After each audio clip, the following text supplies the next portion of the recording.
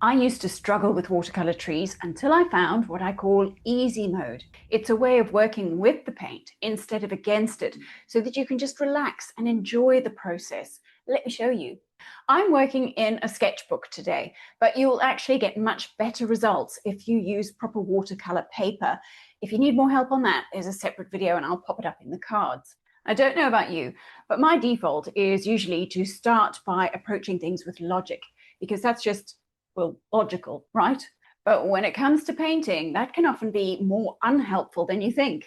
You see, what it looks like is taking your seemingly complex subject, like a tree, and trying to break it down into its component parts. So you start thinking, well, it's made up of leaves, but they're on branches. Well, actually, they're on twigs. And then maybe there's some flowers, but they're not all facing the same way. And before you know it, you've made it far more complicated than it needs to be. Boy, does that get overwhelming. You know, it's quite stressful just describing it. But when we paint, what we really want to do is celebrate the overall impression that the subject gives us. Something like these gorgeous cherry trees, perhaps. So let's do it on easy mode instead. That means ignoring the detail, looking for the big shapes, and embracing the loose style that, in my opinion, watercolor was made for. Just make sure that the sketchbook you're using is designed to take some wet media. I've also taped up the edges. That's not essential. I'm just in the mood for a nice, clean, white border reveal today.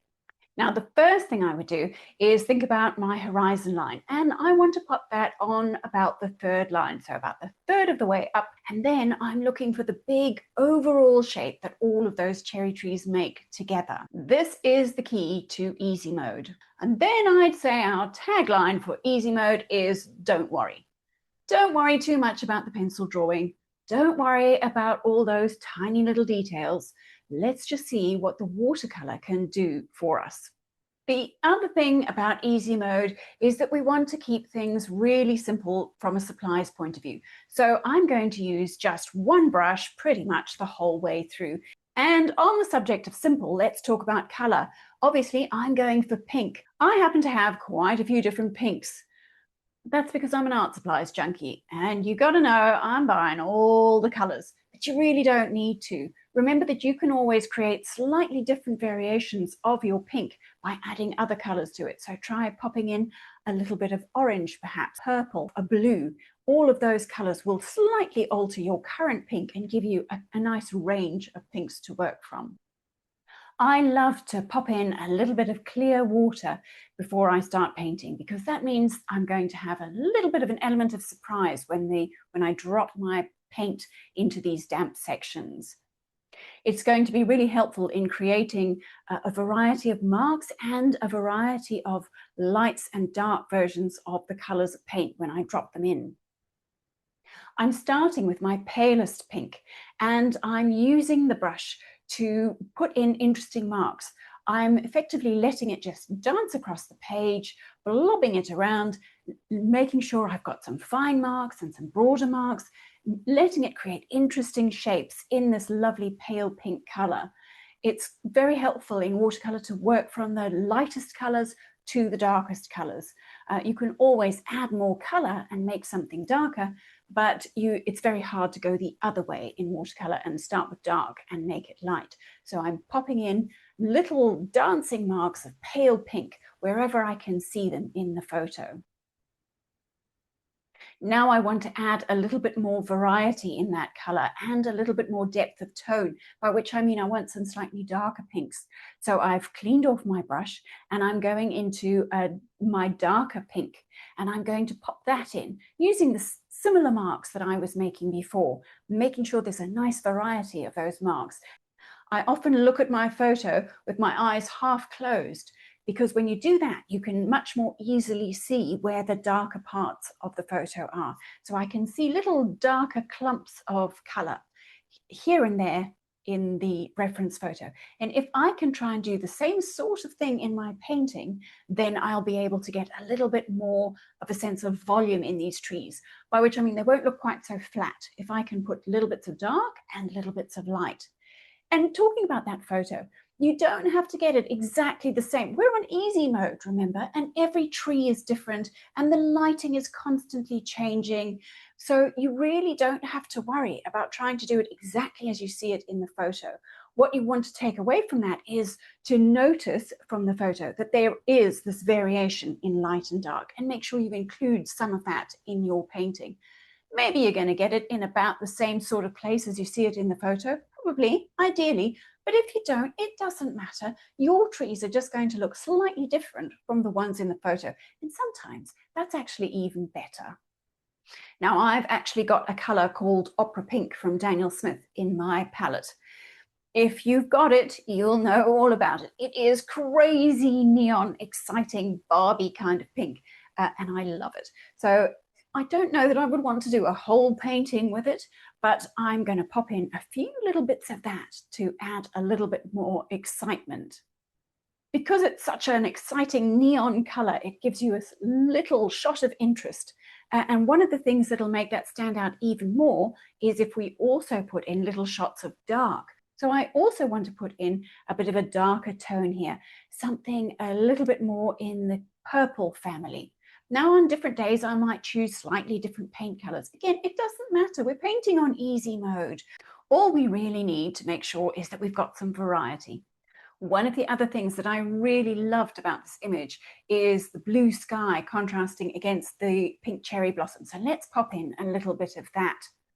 You can see a little hint of the sky above the horizon level, just below the tree line there. So I'm going to pop in a little bit of that. Now, if your pink marks are still a little bit damp, you might get lovely soft edges. If it's dry, you're going to get crisper edges. It doesn't matter. We're painting on easy mode.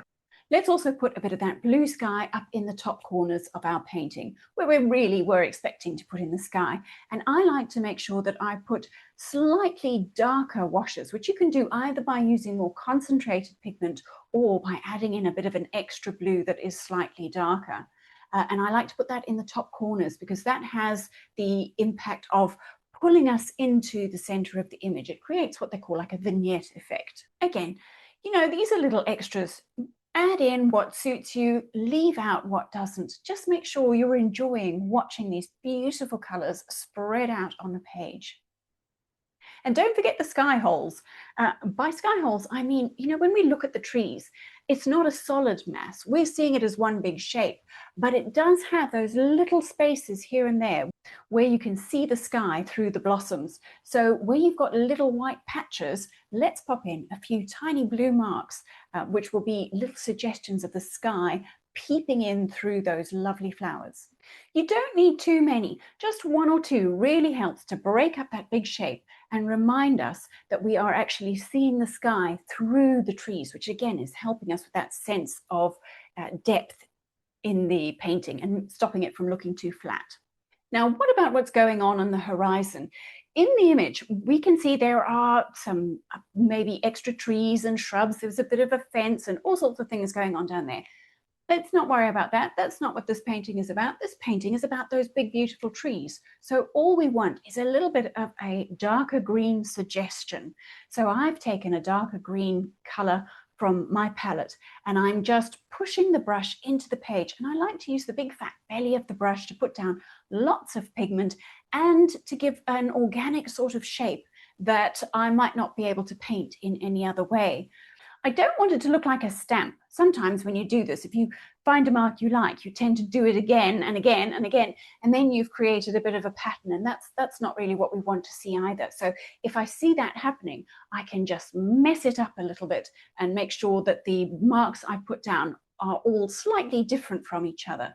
This is quite an exciting part. Let's put in the trunks. You do want to make sure that where we put in the blue underneath the trees, you want that to be quite dry, because if it isn't and we put in our tree trunk, the brown paint is just going to whoosh into that blue sky and you're going to not have a tree trunk and not have a sky. It's all just going to be one homogeneous kind of mess. So make sure that that sky bit has dried off. My paper is drying pretty quickly and it will depend on what sort of surface you're painting on. So that's where you do have to be a little bit patient with watercolor and where you might find you're getting different results from somebody you're watching.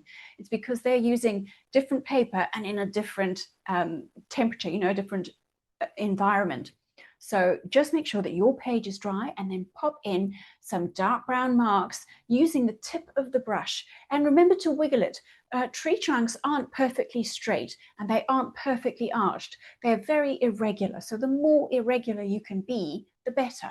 And it just takes a few tiny wiggly marks to suggest these tree trunks. I'm noticing in the image that they're all quite, they're kind of clumped. There's little sprays of these branches. So that's what I'm trying to replicate to some extent in my painting image. And I'm also wanting to go back to some of those little, like the sky holes that we used earlier. In those little gaps, I can also put tiny little brown marks to suggest bits of tree branches that are poking through that we can still see. And that's enough details to suggest that there are branches supporting these clumps of beautiful cherry blossom. We didn't need to paint every single branch and every single flower. We can easily suggest it just with one or two carefully chosen marks. Isn't that much easier? One of the reasons it feels so exciting to put in those tree trunks is because it's so far the darkest part of the painting. And it's that contrast that really draws the eye, the darkest dark against the lightest light. The other thing that's really dark in this image is the shadow. So let's do that. I've got a nice dark purple color. Mine's called Moonglow and it happens to be a favorite, but you can use anything that suits you. You might have a dark indigo, you might have some other sort of dark blue, you might have a dark purple, or you might want to mix up some sort of a gray.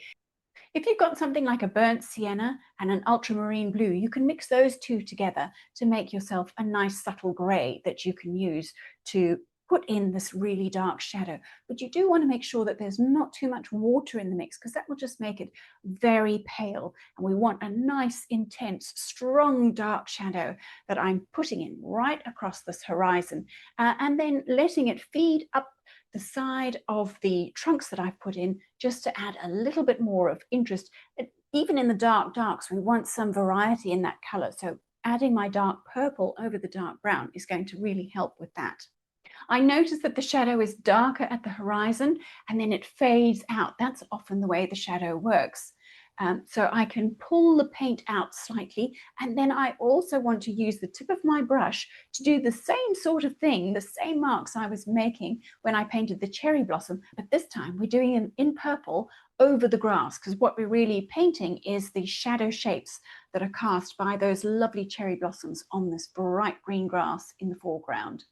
I have to confess, painting the shadows is often my favorite part of any painting. What's your favorite part?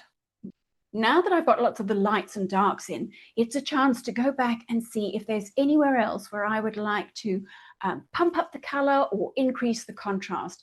So I found a few places where I'd like to put in a little bit more dark pink.